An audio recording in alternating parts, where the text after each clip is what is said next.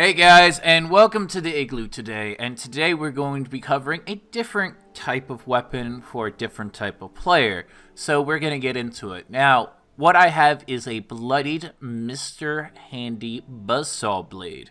Now, you guys might be wondering, why is this so important? Well, I have a few different variants.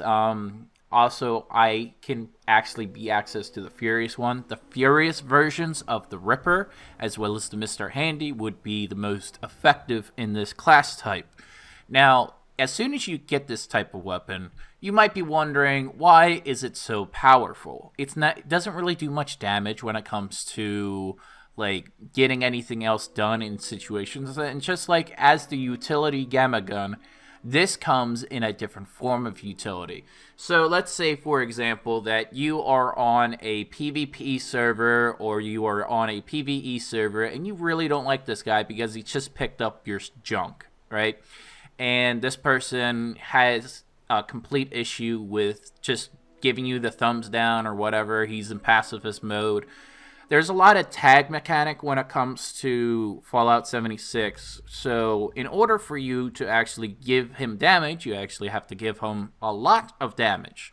So the way that you actually receive damage is by per tick. So once you're in this pacifist mode, or however you want to call it, when it comes to that, you take less damage than normal. You rely on a mainly tagging mechanic. So what you need to do is that you need to have a constant rate of damage on that character so that that person will not leave. So there's a few different variants that could help with this. One is a Death Claw with an extra claw, which causes them to always have a slight bleed effect. Or you have a Ripper or a Mr. Handy with a little bit of that poison, which does work in different ways. But the reason why I have a Mr. Handy myself is that there's a little bit more reach to the Mr. Handy than the Ripper one.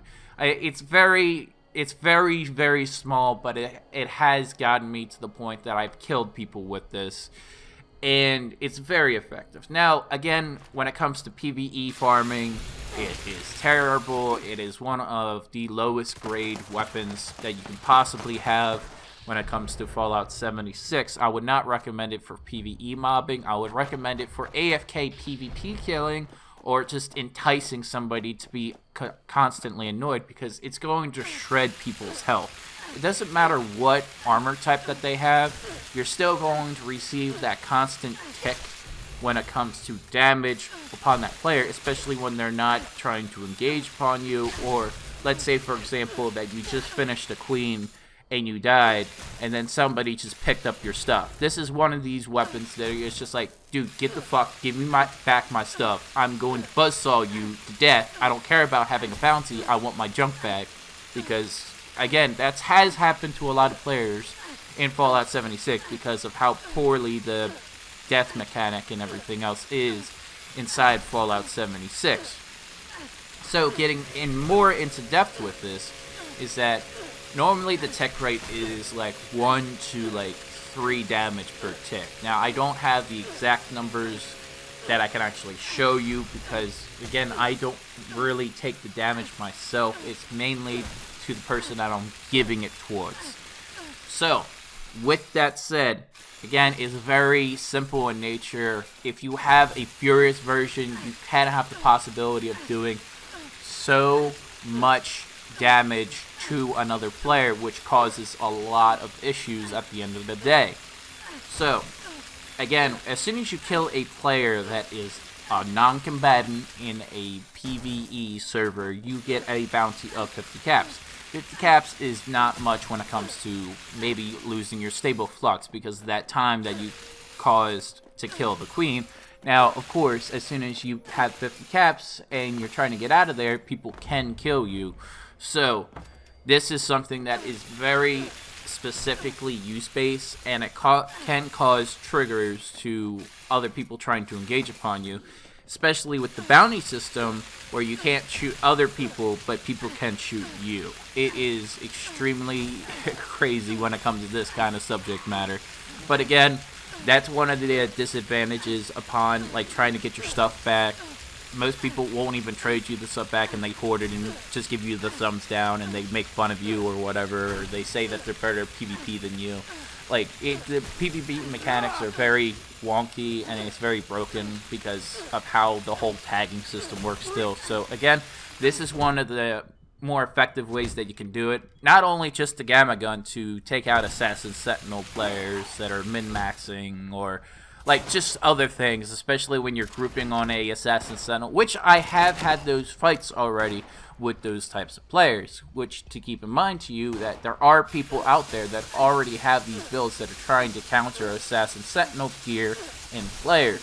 So people are going to get extremely creative when it comes to PvP servers with certain build characters and certain weapon loadouts and everything else, because it's going to be very interesting to see on how PvP attributes are going to be in the future with all these coming updates that people are going to see. Maybe we might be having unyielding Sentinel builds, and then you might be having a power armor build. There is one powerful power armor build, but that's for another video. Recently, I just made a video on Apex Legends, and this is going to be a talk about, like, on how I view the game. Again, the game's a lot of fun. If you want to play it with me, go right ahead. I try to have fun with people no matter what game I play. Most of the time, I'm still going to be in Fallout 76. This is going to be the update part of the video. So make sure that no matter what, I'm still going to be covering Fallout 76 for a while. There's still a lot of content to go over, especially because not everybody understands all the route mechanics, as well as that this is still a fun game when it comes to the core of it. But again, most people go to PvP because they want to make their own fun, and one of the best ways to make your own fun is conflict, and especially in open world survival games. Again, if you guys like this kind of content, please leave a like, leave a comment down below. I'm going to be doing an in-depth coverage of different characters in Apex Legends and how to properly use each of them, because I've had a lot of time and I have 100 kills on one character, that is Bangalore, and it's a lot of fun. I would say that, especially if you're a Titanfall fan, you won't be disappointed with the movement when it comes to my next few videos.